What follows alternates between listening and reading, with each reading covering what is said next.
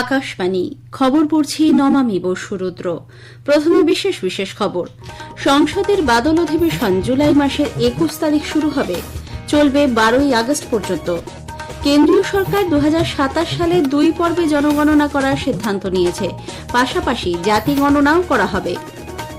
দিল্লি হাইকোর্টের প্রাক্তন বিচারপতি যশবন্ত বর্মার বিরুদ্ধে ইমপিচমেন্ট প্রস্তাব আনার ব্যাপারে সব রাজনৈতিক দলের মধ্যে সমঝোতা গড়ে তোলার কাজ চলছে বলে সরকার জানিয়েছে। এশীয় উন্নয়ন ব্যাংকের দেওয়া অর্থ সহায়তা পাকিস্তান অপব্যবহার করতে পারে বলে ভারত সতর্ক করে দিয়েছে। বেঙ্গালুরুর আইপিএল ট্রফি জয়ের উৎসবকে কেন্দ্র করে আজ চিন্নাস্বামী স্টেডিয়ামে এক মর্মান্তিক দুর্ঘটনায় অন্তত ১১ জন প্রাণ হারিয়েছেন। শোক প্রকাশ রাষ্ট্রপতি প্রধানমন্ত্রীর। খারাপ আবহাওয়ার জন্য ব্যাহত উত্তর সিকিমে আটকে পড়া মানুষদের উদ্ধার কাজ। আসছে বিস্তারিত খবরে। সংসদের বাদল অধিবেশন জুলাই মাসের ২১ তারিখ শুরু হবে। নতুন দিল্লিতে আজ সাংবাদিকদের সংসদ বিষয়ক মন্ত্রী কিরেন রিজিজু বলেন, ১২ই আগস্ট পর্যন্ত অধিবেশন চলবে। मानसून सेशन का तिथि हमने तय किया है। हम राष्ट्रपति जी को प्रपोजल भेजेंगे समन करने के लिए 21 जुलाई से 12 अगस्त तक।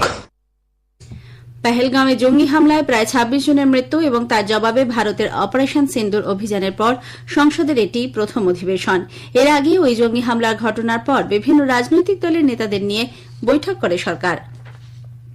কেন্দ্রীয় সরকার ২০২৭ সালে ২ পর্বে জনগণনা করার সিদ্ধান্ত নিয়েছে, পাশাপাশি জাতি গণনাও করা হবে। ২০২৭ সালের ১ মার্চকে ভিত্তিবর্ষ ধরে এই গণনার কাজ চালানো হবে। কেন্দ্রীয় স্বরাষ্ট্র মন্ত্রক এক বিবৃতিতে জানিয়েছে, লাদাখ এবং জম্মু ও কাশ্মীর, হিমাচল প্রদেশ ও উত্তরাখণ্ডের বরফাবৃত এলাকাগুলির জন্য ভিত্তিবর্ষ হবে ২০২৬ সালের ১ অক্টোবর। এ সংক্রান্ত বিজ্ঞপ্তি এ মাসের ১৬ তারিখে সরকারি গেজেটে প্রকাশিত হওয়ার সম্ভাবনা রয়েছে। সর্বশেষ জনগণনা ২০১১ সালে ২টি পর্বে সম্পন্ন হয়েছিল। প্রথম পর্বে বাড়ির তালিকা এবং দ্বিতীয় পর্বে জনসংখ্যা গণনা করা হয়। আমাদের সংবাদদাতা জানাচ্ছেন, ২০২১ সালে জনগণনার কথা থাকলেও কোভিড অতিমারির কারণে তা সম্পন্ন হয়নি। দিল্লি হাইকোর্টের প্রাক্তন বিচারপতি যশবন্ত বর্মার বিরুদ্ধে ইমপিচমেন্ট প্রস্তাব আনার ব্যাপারে সব রাজনৈতিক দলের মধ্যে সমঝোতা গড়ে তোলার কাজ চলছে বলে সরকার জানিয়েছে। কয়েক মাস আগে নতুন দিল্লিতে বিচারপতির সরকারি বাসভবন থেকে বড় অঙ্কের নগদ অর্থ উদ্ধারের পরেই এই পদক্ষেপ নেওয়া হচ্ছে। নতুন দিল্লিতে আজ সাংবাদিকদের সংসদ বিষয়ক মন্ত্রী কিরেন রিজিজু বলেন, সরকার এ ব্যাপারে সব রাজনৈতিক দলের সঙ্গে একমত হতে চায়।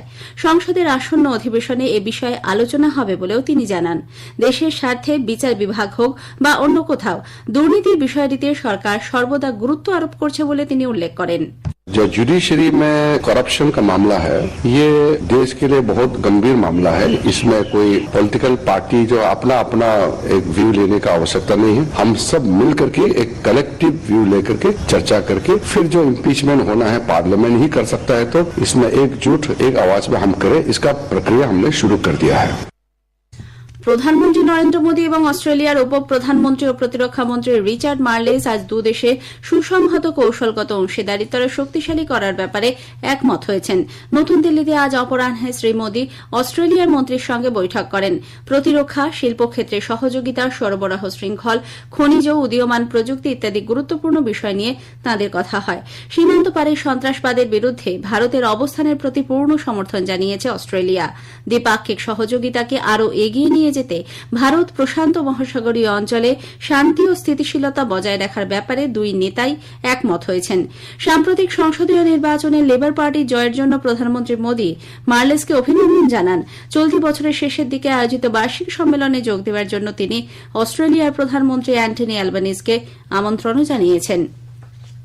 বিদেশমন্ত্রী ড এস জয়শঙ্কর আজ নতুন দিল্লিতে অস্ট্রেলিয়ার উপ প্রধানমন্ত্রী রিচার্ড মার্লেসের সঙ্গে বৈঠক করেছেন।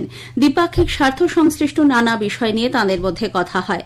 সামাজিক মাধ্যমের এক পোস্টে ড জয়শঙ্কর বলেন, ভারত ও অস্ট্রেলিয়ার কৌশলগত অংশীদারিত্বের ৫ম বর্ষপূর্তি উপলক্ষে মার্লেসের নতুন দিল্লিতে উপস্থিতি দ্বিপাক্ষিক সম্পর্কের উন্নতির বড় প্রমাণ। I'm here today to reaffirm in the presence of the Deputy Prime Minister a strong commitment to take this relationship to still greater height, to look at areas like critical minerals, cyber technologies as further domains of collaboration. So I think these have been 5 great years in our ties. ভারতীয় সশস্ত্র বাহিনীর 3 বিভাগ নিয়ে গঠিত সম্পূর্ণ মহিলাদের একটি দল সেসেলসে 2 মাস ব্যাপী 1800 নটিক্যাল মাইলের সমুদ্র যাত্রা সফলভাবে সম্পন্ন করে দেশে ফিরে এসেছে। প্রতিরক্ষা মন্ত্রক এই অভিযানকে ভারতীয় সশস্ত্র বাহিনীর মহিলা দলের প্রথম আন্তর্জাতিক সমুদ্র নৌ অভিযান হিসেবে উল্লেখ করেছে।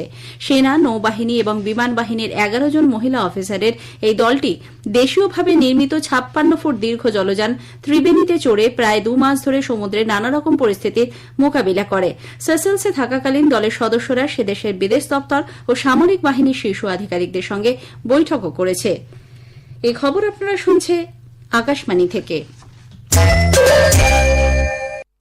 আমাদের সংবাদ শোনা যাবে ইউটিউব চ্যানেল আকাশবাণী সংবাদ বাংলা, ফেসবুক ও ইনস্টাগ্রাম আকাশবাণী সংবাদ কলকাতা এবং এক্স হ্যান্ডেল AIR নিউজ কলকাতাতে। এশীয় উন্নয়ন ব্যাংক এডিবির দেওয়া অর্থ সহায়তা পাকিস্তান অপব্যবহার করতে পারে বলে ভারত সতর্ক করে দিয়েছে।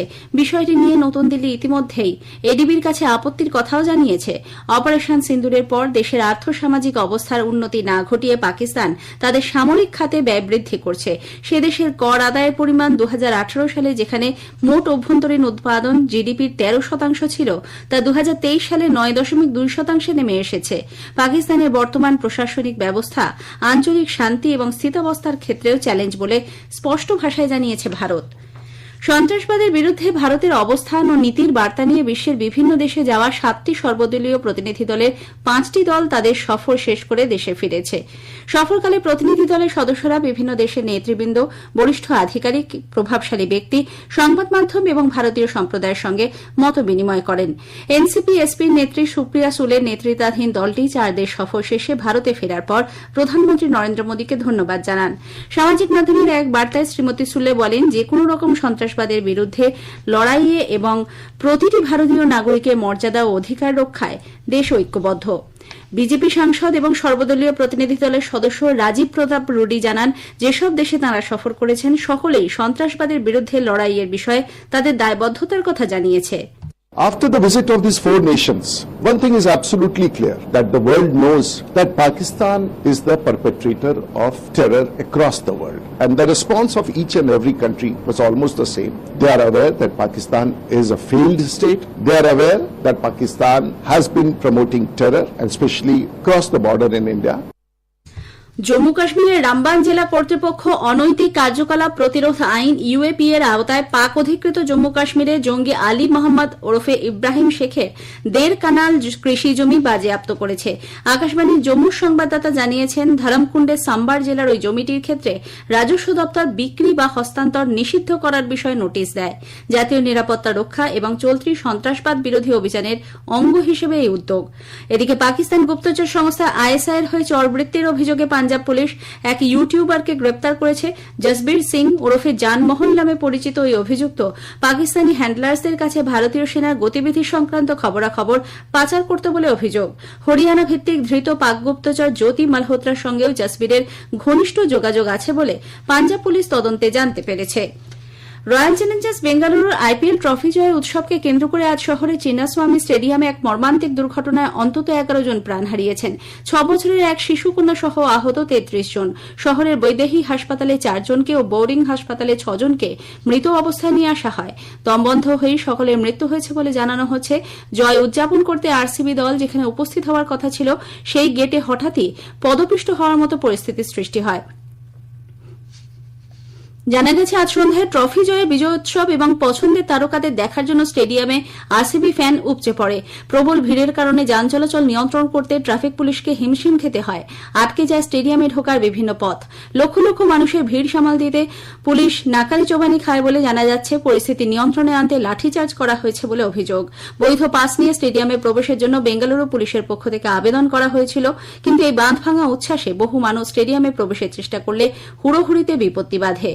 কর্ণাটকের মুখ্যমন্ত্রী সিদ্দারামাইয়া জানিয়েছেন, স্টেডিয়ামে 35,000 লোকের বসার জায়গা থাকলেও কমপক্ষে 3 লক্ষ মানুষ ভিড় জমান। রাজ্য সরকার মৃতদের পরিবার পিছু 10 লক্ষ টাকা অর্থ সহায়তা ঘোষণা করেছে। এদিকে বেঙ্গালুরু স্টেডিয়ামে প্রাণহানির ঘটনায় রাষ্ট্রপতি দ্রৌপদী মুর্মু এবং প্রধানমন্ত্রী নরেন্দ্র মোদী গভীর শোক ব্যক্ত করেছেন। পাশাপাশি আহতদের দ্রুত আরোগ্য কামনা করেন তাঁরা। উত্তর সিকিমে আটকে পড়া পর্যটকদের উদ্ধারে সেনাবাহিনীর পাশাপাশি স্থানীয় বাসিন্দারাও লাগাতার প্রয়াস চালিয়ে যাচ্ছেন। মুখ্যমন্ত্রী প্রেম সিং তামাং আজ মাঙ্গান জেলার বর্তমান পরিস্থিতি পর্যালোচনায় উচ্চ পর্যায়ে জরুরি বৈঠক করেন। খারাপ আবহাওয়ার কারণে আটকে থাকা মানুষজনকে উদ্ধারের জন্য হেলিকপ্টার ব্যবহার করা যাচ্ছে না। শেষ করার আগে খবরের বিশেষ কিছু অংশ আরও একবার। সংসদের বাজেট অধিবেশন জুলাই মাসের 21 তারিখ শুরু হবে, চলবে 12 আগস্ট পর্যন্ত। কেন্দ্রীয় সরকার 2027 সালে 2 পর্বে জনগণনা করার সিদ্ধান্ত নিয়েছে। এশীয় উন্নয়ন ব্যাংকের দেওয়া অর্থ সহায়তা পাকিস্তান অপব্যবহার করতে পারে বলে ভারত সতর্ক করে দিয়েছে। খবর শেষ হলো। এরপরের খবর আগামীকাল সকাল 6:20 গীতাঞ্জলি প্রচার তরঙ্গে।